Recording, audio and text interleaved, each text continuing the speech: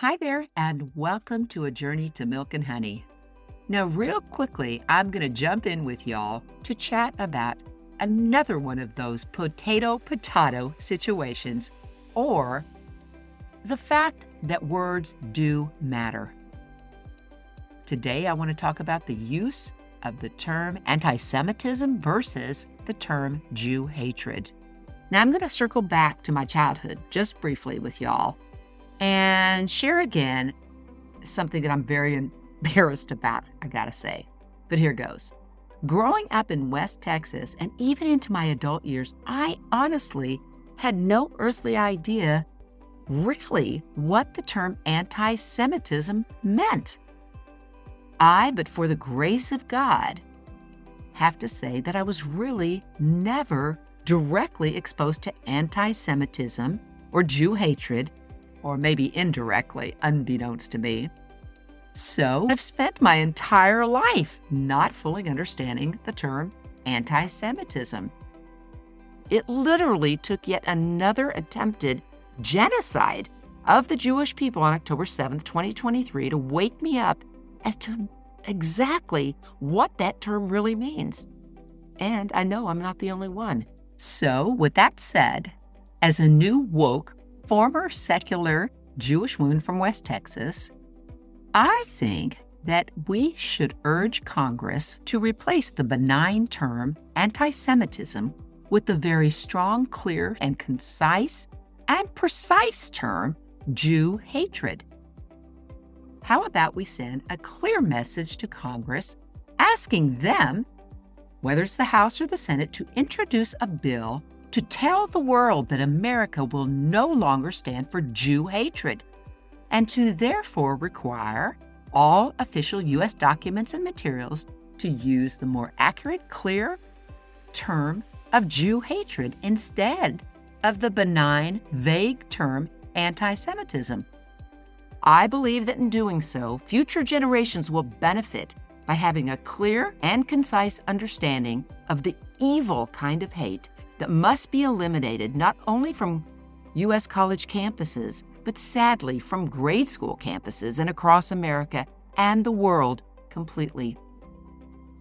This kind of action, just like Congressman Claudia Tenney's bill, H.R. 7552, which requested a ban on the use of the term West Bank on all U.S. official documents and materials, and instead to use the more precise term Judea and Samaria, would show the world clearly where America stands in terms of Jew hatred. All right, so I've got one last tidbit for y'all to close out this podcast. I'm embarrassed that it took so long for me to really understand the extent and the horror of the term anti-Semitism. So I did a little bit of digging to try to understand where the term anti-Semitism originated. Now, you ready for something that's going to blow your mind? Well, listen to this.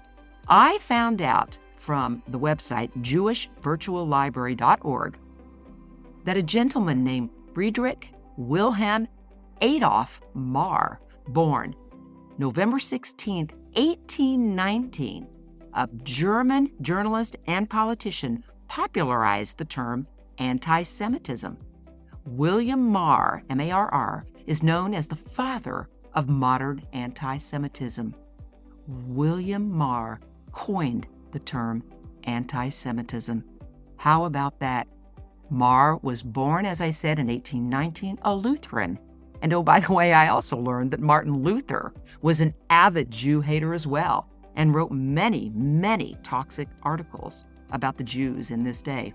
But what is shocking about William Marr is that he entered politics as a democratic revolutionary who favored the emancipation of all oppressed groups, including the Jews. But somehow, over the next 15 years or so, after he had left Germany and spent some time away, he returned to Germany and his views had changed radically. He turned his venom against the Jews. So in 1862, William Marr wrote an essay entitled The Way to Victory of Germanization over Judaism. Marr's conception of Jew hatred in this essay focused on the supposed racial aspect of the Jewish people versus their religious characteristics. Here we learn about a new concept of Jew hatred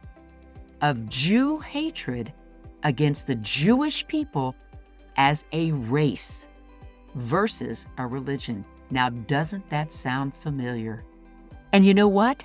This was about 60 to 70 years before Adolf Hitler came into power. Can you believe that? And they both bear the same name of Adolf. Isn't that interesting? So William Marr and others employed the word anti-Semitism in the largely secular anti-Jewish political campaigns that became widespread in Europe around the turn of the century. The word anti-Semitism is derived from an 18th century analysis of language that differentiated between those with so-called Aryan roots, and those with so-called Semitic roots. So with this framework, Jews became Semites, and that designation paved the way for Marr's new vocabulary. He could have used the conventional German term Judenhass to refer to his Jew hatred, but that way of speaking carried a religious connotation that Marr wanted to de-emphasize in favor of racial connotations, which is a more scientific term and one that would more likely be accepted. And it was. Eventually, the term anti-Semitism became a way of speaking about all forms of hostility towards Jews throughout history. So now that we understand a little bit more about the origins of the term anti-Semitic, I gotta say, I for one am hell-bent on never using the term ever again, and instead, I will always refer to the hatred of Jews as Jew hatred.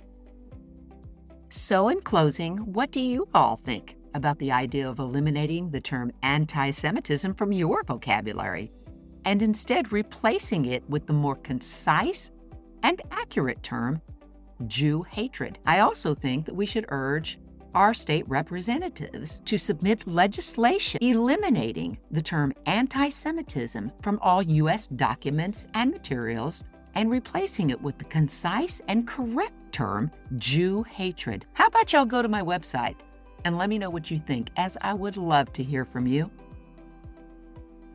Thank you all for joining me today on A Journey to Milk and Honey.